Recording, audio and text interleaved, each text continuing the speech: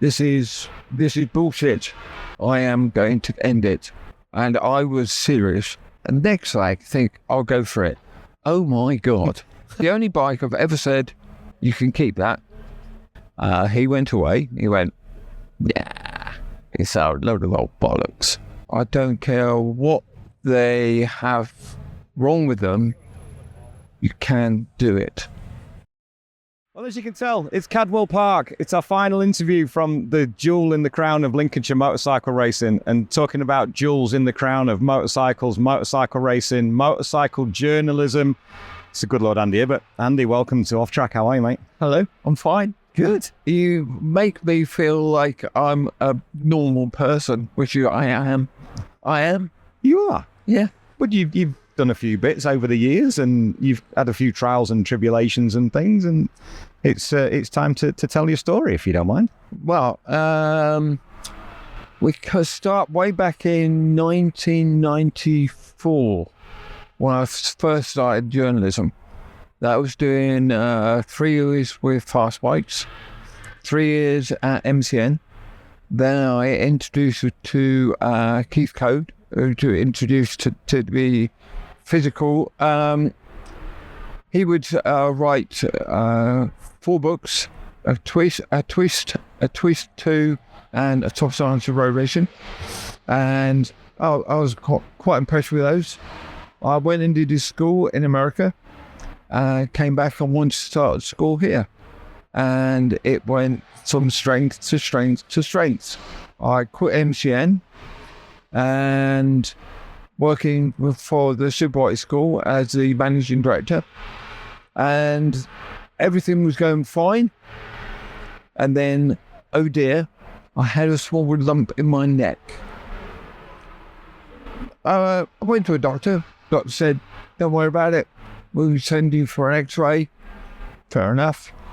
They got it back. He said, we'll send you to Oxford. That's when you know it gets serious. Yes. And I saw the Professor Linda Hand, and she said, oh, just don't worry about it. It's an hour and a half operation, and we'll have you out this evening. So, booked an appointment. Things start to get strange from here, because on that day, I'm supposed to give how can I put it, 2 princes on their honeymoon suite, shall we say, but I had booked to go to the hospital. So the first conflict. Then the operation was taking slightly longer than they thought. I spoke to the anaesthetist, and I said, look, I do pain very, very well. I've 20 years of martial arts. It was like 30 years of martial arts.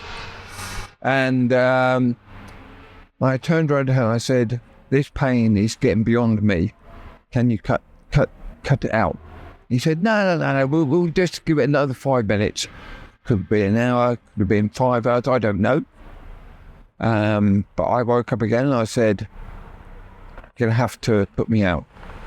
So put me out, and our operation lasted 10 hours. Yeah, 10 hours. Wow. And at the end of the operation, my ex-wife, Donna, and my best mate, Rob, said, I'm going to give you 5%. I don't think he's going to live. 5%. 5%.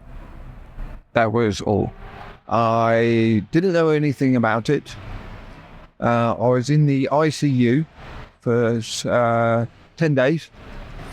And during that 10 days, I don't remember anything at all. Not a thing. But there's one slight thing I do remember. When I was in the ICU, I held Rob's hand and squeezed it. Really? Yeah. You remember that? Yep. held his head and I squeezed it. Apparently I did it twice, but I only remember one. And he said, from that point on, he fought. Him and my ex-wife decided to fight. And it took a long, long battle. I mean, I came out of the hospital 6 months. And I came out and I could say 3 words. Yes, hello, and a swear word. Andy, tell me the swear word. Well, it depends, because some people will say this, they will say that. It depends what mood I was in. Single syllable swear words. Oh, most definitely. But I have moved on since then. I see 12 years have gone by, and it's been a hard 12 years. In that time, it was about I've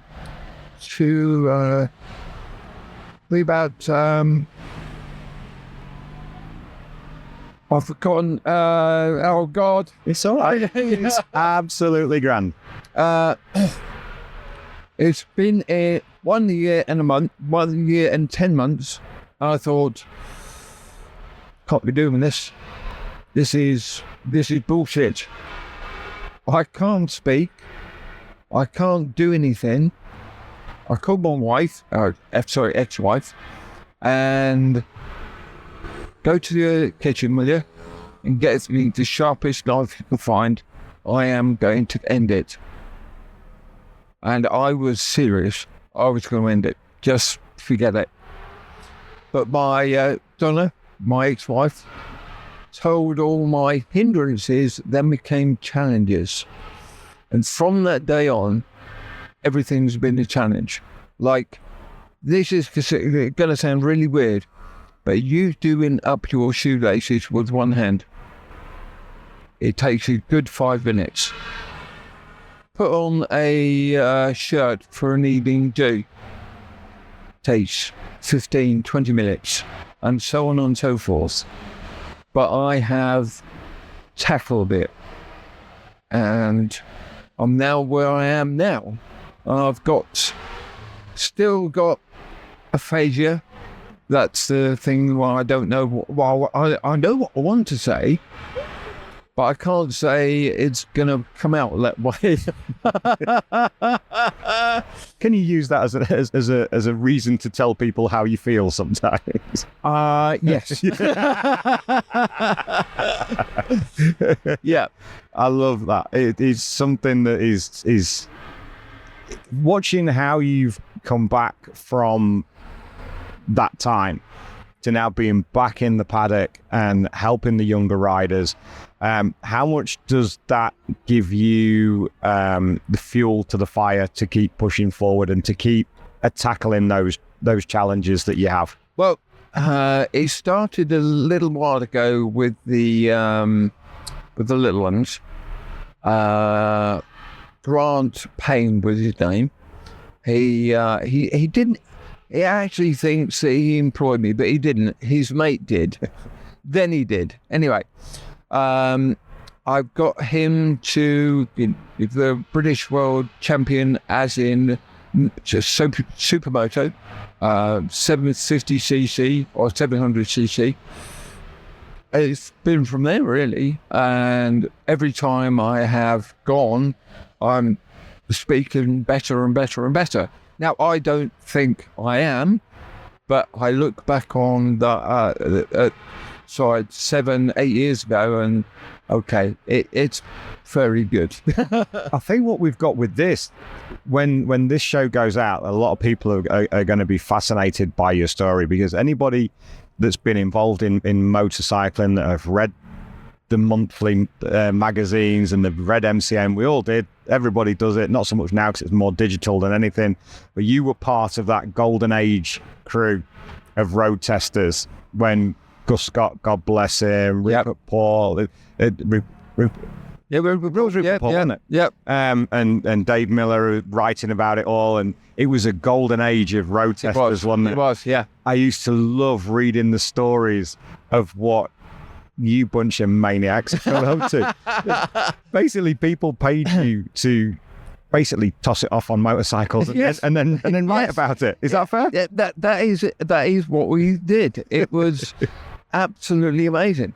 It really was. I mean, I've got fast bikes from the edition 1 to probably the one I left, but I go through those. I think I'm there with my arm in a sling, and then I'm there with the wheelie stoppies and everything we could think of. The only thing we can't do now, I can't get my elbow down. In fact, I saw it last night. What's the Yamaha rider? Supermoto, not Supermoto. Quattro. Fabio. Yes, Fabio Quartararo. Yeah, I can't say that. So I can do that for you. Thank you. He's gotten his shoulder down now. I saw it last night on the news. He's getting his shoulder down now. I worry if I get my toe down. I've done a track day with Ron Haslam, and I remember going around Goddard's, and I was riding with duck feet. I caught my toe slider, and I shit my pants. I've never had my knee down in my life, Andy. Never had my knee. I've dreamt about it many, many times. But the secret is, I can't do that, but I can do this. True, you can. This is my strength. I would love to be able to get my knee down. I would love to have more opportunity on a motorcycle and learn. I have a very, very loose, rough idea of how it all works, but at the same time, I don't. Does that make sense? Yes, it does. But from your perspective, you know this more than anybody. Yeah. What bike are you on? At the time, I was on a CBR 600. Doesn't matter what bike you're on now. Come and see me. Step into my parlour. Oh, yes. It's down to that, isn't it? And when you... Who else was on it? Trev Franklin as well. There's quite a few, wasn't there, over the period of time. We'll cover that side off first before we move on, because then I'm not taking you backwards and forwards with the story. I don't mind. Thank you very much. Very kind of you. What are your best memories from back on the road testing days? Well, it was a complete different bike every week. Working for Fast Bikes include Which Motorcycle, Fast Classics, it was huge. And the same for Fast MCN, it was huge. So I was enjoying pretty much every single time I came home. I come home on a monkey bike. Yeah, you remember this? And yeah, they were awesome. Through to MotoGP bike by John Hopkins. He let me have a go on his bike. It was massive. The same way. It was a Suzuki. Yeah. It weighed 148 kilos. Yeah. Seriously. And it had 240 plus horsepower. Not for me, that. I loved it. Tell me all about that, Andy. Well, you go out on your first lap and you think, it's okay, right? And next leg, think, I'll go for it. Oh my God. Eventually I did 6, maybe 7 laps, pulled in, and he said, what do you think? I think it's pretty awesome. But what I liked about it, I did 1 lap. There was a second and a half off his time. Seriously? Yeah, second and a half off his time. And I thought, that's me, I'm locking, but I can only do 1 lap. 1 lap. Well, he does multitudes of laps. He has to do that every time he exits pit lane. Yep, every time. But I was just to get in close to that Hopkins time. it meant it was absolutely excellent. Absolutely excellent. As for road bikes, I love them all. The only one that I will never ride again is a Ibbott. Okay. Promoter with a V-twin two-stroke. It was, well, we'll go on a test. Simple test. Go up to roundabout, round, come back. Go up to roundabout, and it would do that when it felt like it. And it's the only bike I've ever said, you can keep that. I'm not interested. Any other bike, including the Honda monkey bike, been brilliant. But no, that was what I'd say a high and a low. That's and you couldn't get two more ends of the spectrum, could you? No, in any way, shape or form. You couldn't. When you look back at the testing time and you're out on the road test and things like that, if you had the chance to think back, you sat there with a glass of wine and reminiscing about the times. When you look, what's the biggest incident you look back on and go, how did we get away with doing that?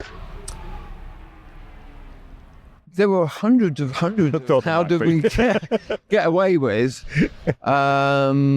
What's more interesting was, and they end in an ambulance, police, everything, a car. And there wasn't a car of theirs, just cars as in police car, ambulance, etc., etc. And they were really ouch.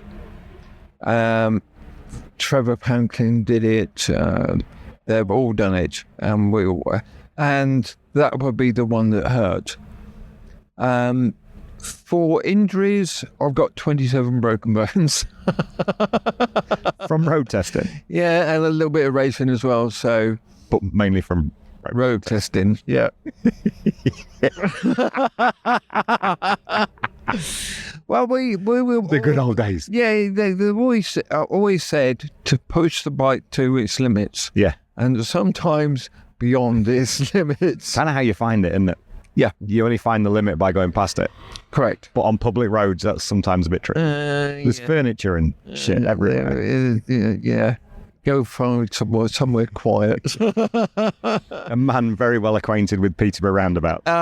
Yes, and with Chopham Roundabout near the Fast Bikes as well. Yes, that was down south there. Yeah. When the time came for the California Superbike School over in the UK, tell me about setting that up and the people that you've helped. Well, I helped initially with Keith Code. And he said, why do you want to run a school there?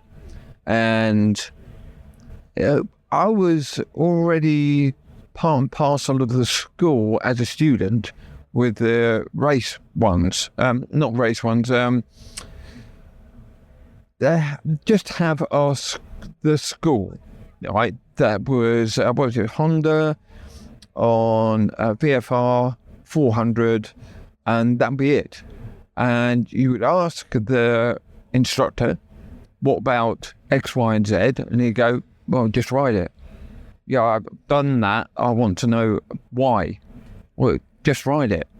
I thought, well, having been out to California Superbike School in America, they were, but ride it like this and like that. And plus, there's such a things as throttle control, hip flick, change our lines.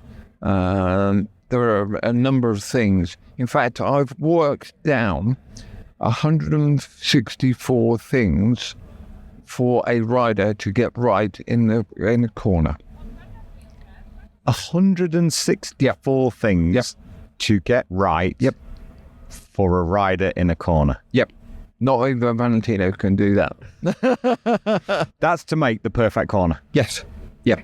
And I mentioned this to Keith, and he's got it down to 264. Yeah, I don't know where. I haven't asked him, but yeah.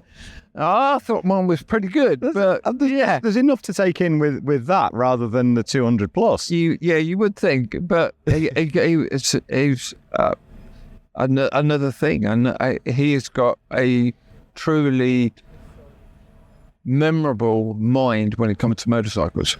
I can't even begin to find where there'd be 10 or 15 because I don't possess that knowledge or that experience. Well, if it's any use to you, most riders don't. They just do, as opposed to think. Well, that's funny you say that because a lot of the guys that I speak to, it all fascinates me. The art of racing a motorcycle fascinates me.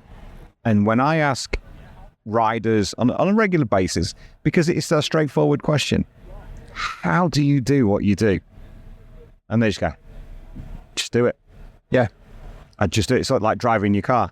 I was talking to Rory Skinner in the week, and Rory was saying it just eventually becomes as natural as riding your car. So you're moving your body weight, you're blipping, so you're doing what you need to do, all these 10,000 things at once, but they're just all natural movements. But you have to know how to do those movements in the first place.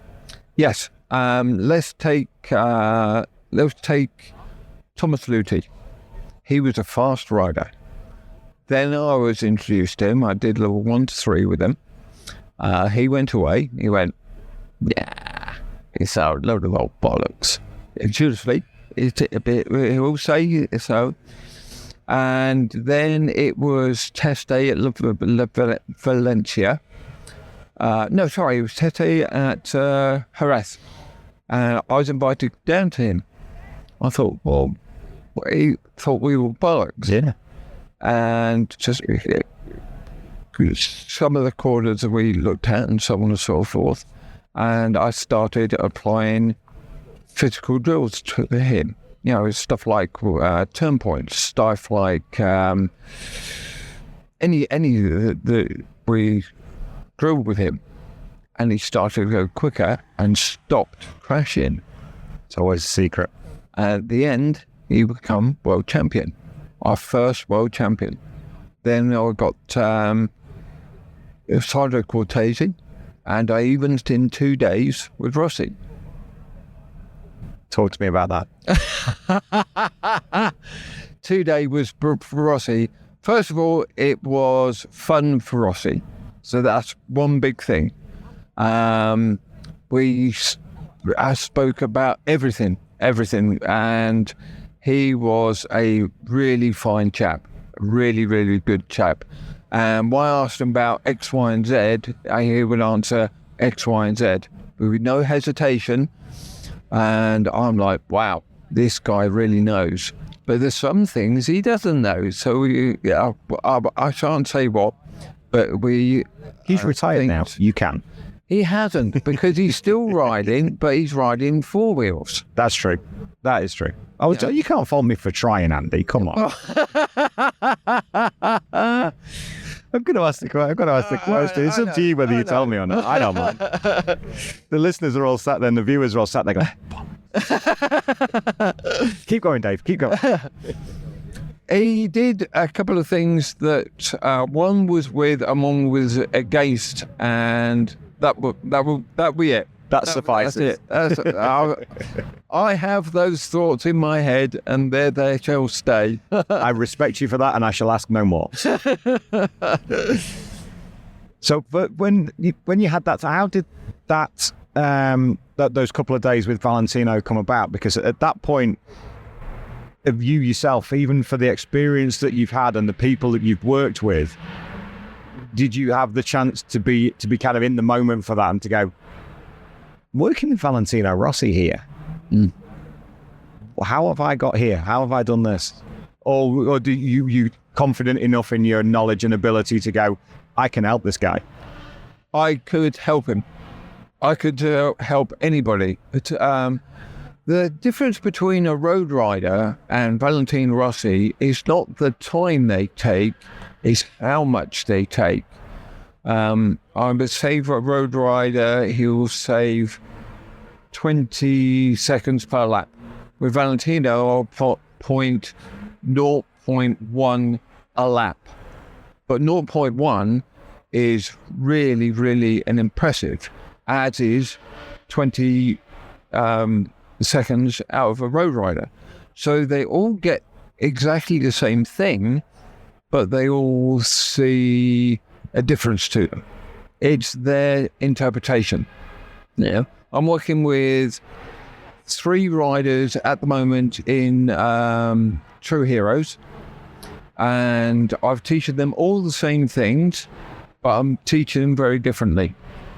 Okay. Yeah, you look at my... Well, let's say they could... They two-step. Yep. One of them can work with me. I'll work on where his vision is. Another one I'm working with where his vision was, and so on and so forth. So in 3 or 4 different ways I can tackle two-step to see what they want and what they do.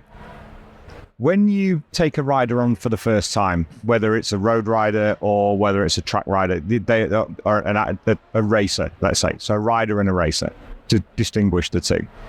Is there one single common thing that you can improve on them straight away, a common theme that they all aren't aware of? No, I won't say doing wrong, because that's not right, but they aren't aware of. No, because it's different with every single rider I have. Everyone's different. Some people will have level 4, will say relax, and we'll go, wow, you know, oh, Jesus.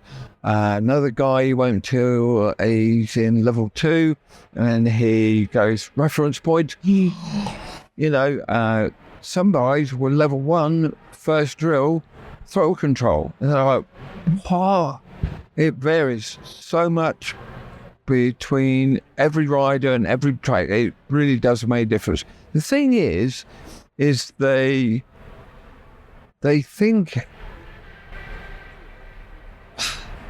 it's about a brand, or it's about Bruno. But I tell them that it's for all corners, on all tracks, on all roads. And then they finally get to the end of level 1 where you go, and that's where there you go. I've taught, crikey, over the 30 years, I've taught hundreds and hundreds of riders. But there's some road riders, some racers, and all points in between. They've all got this moment where they have a drill where they go,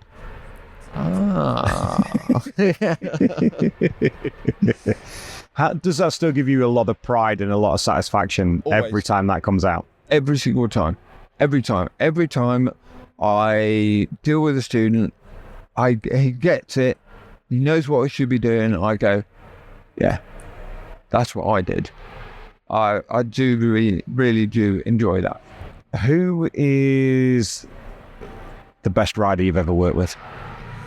Natural rider that you've ever worked with? There are so many. Thomas Lucy did very, very well. The fact that he took my physician, if you like, my thoughts, and he applied it to his riding, and it made a difference. That was the most impressive. And he was the first world champion. So, you know, we teaching Leon Camillo, British champion, fair enough, but he was our first world champion. So it has to be special. Nobody would take that away. First one's always special. First British champion, first world champion. Yeah. They're always special, aren't they? And nobody takes that away from it. How has it been coming back into the British paddock and into motorcycle racing after what happened to take you forward now to where we are in 2023? What's been the path coming back to help you conquer the hurdles? It's been a hard concept, really, because I've had to change my attitude. I mean, For those who don't know it, a stroke is a stroke. It means one side of your brain is dead and the other side is from your left hand or right hand where you are. And then on top of that, I've got aphasia. So I'll be blah, blah, blah, blah, blah, blah. Really? Yeah, really. I understand that. Completely. Good. Complete, and I fully agree with you, I have to say. It's been hard. It's been very, very, very hard. And it's been hardest is me getting my words out. Up in my brain, or half a brain, things are he's not turning out right, he's hanging off the bike too far, she's got to learn to get flush with the tank, all these things. And I can say them in my head and it will come out as throttle. That's what it started with. And now it's come to now, which is not clear at all in my head. But people say, you're speaking really, really well. And I think, well, that's for you to say, that's fine. But I don't let it go until I'm 100% fit, and that ain't never going to come. It's never going to come. But I'm going to strive for it. That's what it is. As for the arm and the leg, well, I've climbed up for Everest.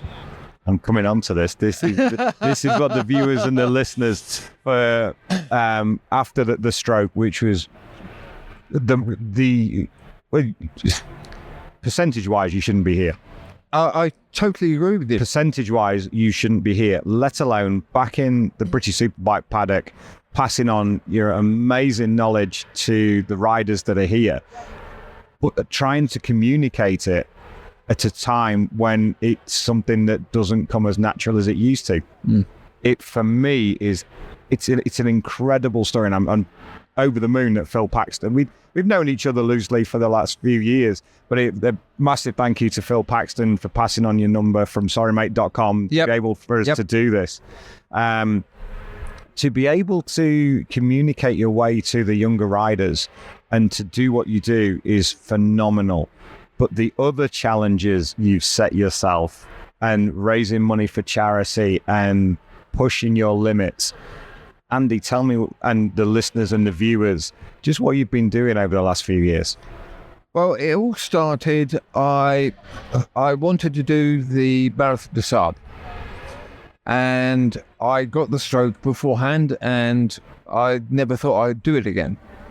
Then suddenly some guy named Rob said, it's in the papers, I reckon you should apply. So I did, and his physio, and we became one of my friends, John. And John said, I'll tell you what, come along and do the London to Paris cycle ride. So I got on that. I got through to the final day, and I really could not take any more. My leg, quite literally, looks like a balloon. It's huge. But I still managed to make it through the day, but my balloon was in agony. But then came our marathon, so we did it. We did 2 days. The second day, we ran out of time. We were allowed 10 hours and 30 minutes. We took 10 hours and 40 minutes. Wow. Yeah, I know. To do 26 miles? Yes. As you are now? Yes. And the cycle ride? Yep. With effectively 50% of what I have available to do it? Yeah.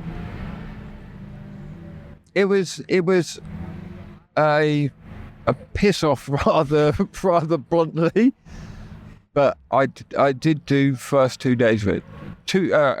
Each day was a marathon, and I would have done the rest as well. but we ran out of time. Yeah. So then I went, we've got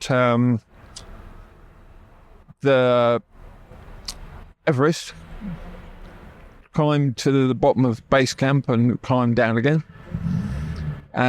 But the most serious one I had was somebody who asked me if I could swim.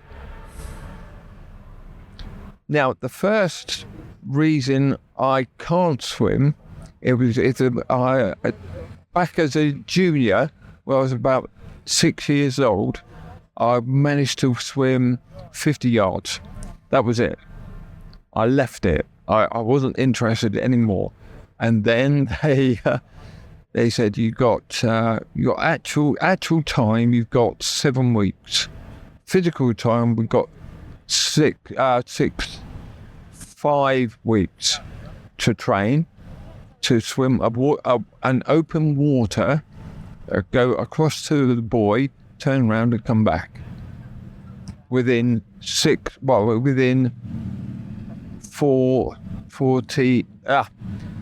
with a few, I'm sorry. It was a few weeks anyway. Yeah. And so I got there, got in the water, froze. I literally froze. I thought, well, we'll see what we can do. And the man said, go. Off we went. I got a third of the way through, and that little shoulder on my side was going, can't do it anymore, mate. You did really, really well, but give up. And I seriously thought about giving up. But then suddenly I went,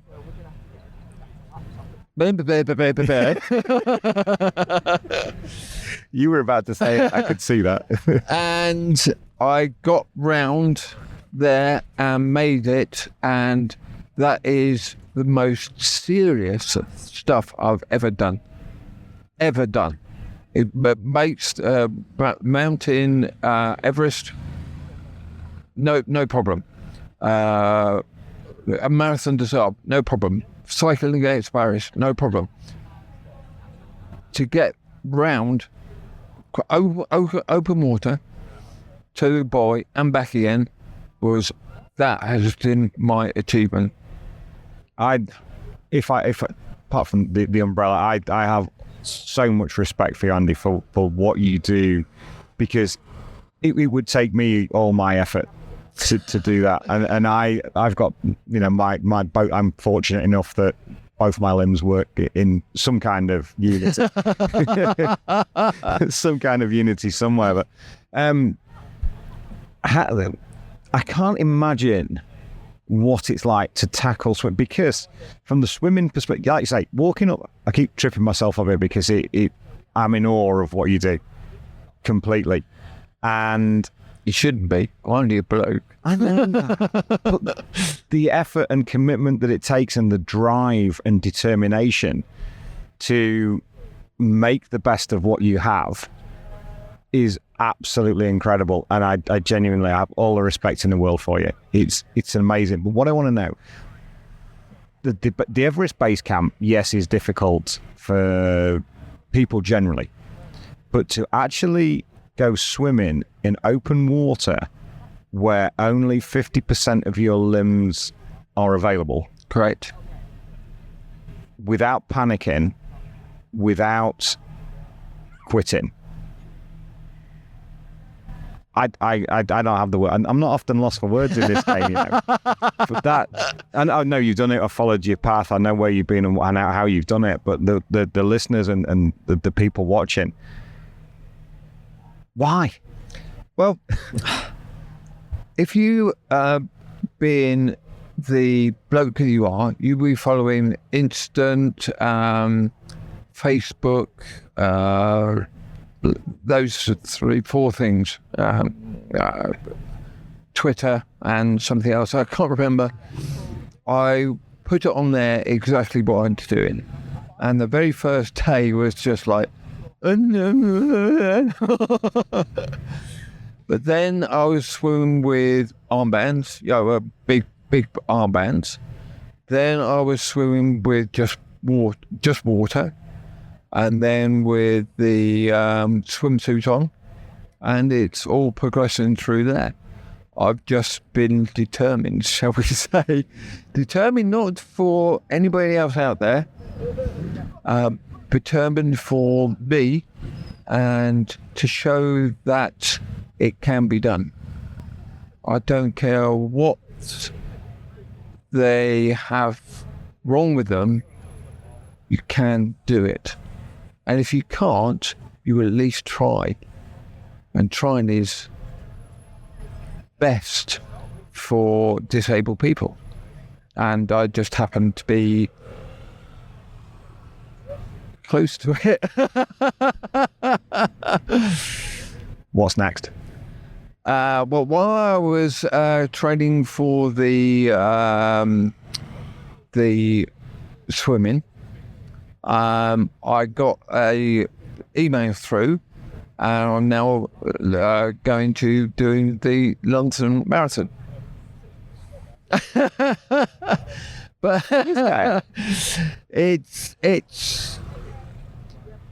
it's easy because I've done marathons in the Marathon des Sables, but it's hard because I'm slower than I was, and I've got to pick my pace up to get to 10 hours. It's 8 hours to get a medal, and I reckon I can do about 10 minutes to 20 minutes. So I've got to find at least that overview and get under to 8 hours. 8 hours. Sorry, my apologies. No apologies. Told you that at the start. Yeah. No apologies necessary ever. Yeah. That's going to be fascinating to follow. Yeah. That really is going to be fascinating. I'm not going to start on any training or anything until I come back from my holiday. You do right. Was that is April the London Marathon? Yeah, yes, It's somewhere around it there. does. It does. Yeah. Where are you going on holiday? I'm going down to Cornwall and Devon. Wonderful. Yeah. Well, you caught me. You caught me. I just come back from Brno. Just literally, I got on the plane on Tuesday. I got on the plane on Thursday and came straight here. History. I did Oliver, can't remember, it's Koenig or... Oliver Koenig. Yeah. World Superbikes. Yeah. We've changed him. He's going faster now than he ever was, and I've told him not to use the brakes. That usually does it. I want to go quick. What should I do? Just don't brake. Yeah, let's have a break. I'll be interested to see now. So for the listeners and the viewers that are watching now, Manucore, couple of weeks? Yes. Next week? Next week, isn't it? Because they've had their summer break, haven't they? Yeah. So next weekend, Manucore, Oliver Koenig, World Superbikes. Let's see his progress, because his progress can be directly related. There's one of your road tester people and friends. Oh, yes. Adam Child, another one of the motley crew. That's going to be fascinating to see. So now we've seen Oliver Koenig. He's not had the best of times. It's been a fairly checkered time for him in World Superbikes. Definitely. So let's see for 3 races at Manucore. Yeah. Let's see the Andy Ibbott effect. Yeah. That'd be cool. I might go there just for a laugh. People deliberately go to Manucore. Yeah, well, it is in France, but hey. They've all got the crosses to bear, haven't they? Well, a couple of questions to round up, because I know you're busy, and I'm so grateful for your time this weekend, Andy. Thank you so much. No problem. First one is a 2-parter. Of all the circuits you've raced and all the instructing you've done, and you've been all over the world, and even, I suppose, even A-roads in the UK and across the world, probably more bits of tarmac than anybody I've ever spoken to. What's your favourite corner and why? It would be the hairpin in the States at, I forgot the name of it. bugger it. This one I haven't got on my head. To name American. Laguna Seca? That was it. That's one. Laguna Seca, hairpin at the top, where they turn and look to the left and see what the corkscrew does. And it is mind-blowing. It is awesome. It's awesome. That is my favourite piece of track. Wonderful. Wonderful. The final question, and I'm sure you've had a few, because if you tell me you haven't, I will be really, really surprised. What's your best hire car story? It would be with Steve Parrish. Why am I not surprised? Yeah, why are you not surprised? He pulled some stunts on this hire car that I don't know how it ran to get in there. Yeah, definitely. What did he do? I closed the door, walked away, and got another one. I've had enough. Thank you. Yeah. Incredible. I said, well, what I'd like to do, would we be able to do this again next season? Yeah, after the marathon? Yeah. And catch up and see where things are. And what I would really hope for you is when we look back at this interview and we're looking 6 months further on, that you will be able to see a difference. You will be able to say that, but I won't. I understand that. Yeah. And it would be very interesting, actually. I'm very, very interested in that. Because this is a permanent record now. And what I like... I'd love to go with... There's so much more we could go into. We've done 45 minutes already, and I appreciate time is tight. But Andy Ibbott, thank you so much for joining us at Cadwell Park. It's been a true pleasure. Pleasure all of mine. Thank you. And all yours as well. It has been. It really has been my pleasure. All right. Andy, good luck with the rest of the season and the riders that you have. Enjoy your holiday, and we will catch up in the new year. It's been fantastic. No problem. Thanks, mate. All right.